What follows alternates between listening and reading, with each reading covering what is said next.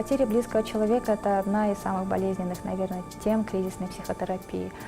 Так или иначе, смерть близкого человека, особенно члена семьи, это большая утрата, и она заключается в том, что мы теряем привычный уклад нашей жизни, мы теряем человека, который составлял наш микросоциум.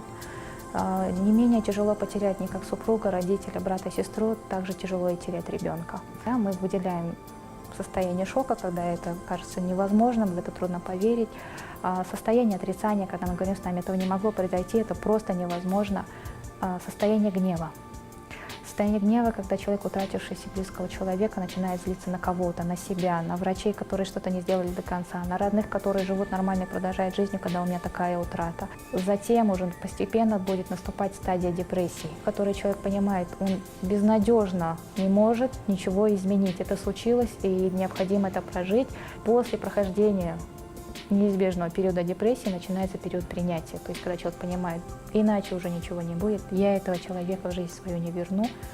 Тем не менее, жизнь продолжается, как бы она ни опустела, не было плохо. Мне есть еще другие, допустим, если мы говорим о матери, потерявшей ребенка, там есть другие дети, я нужна не меньше им.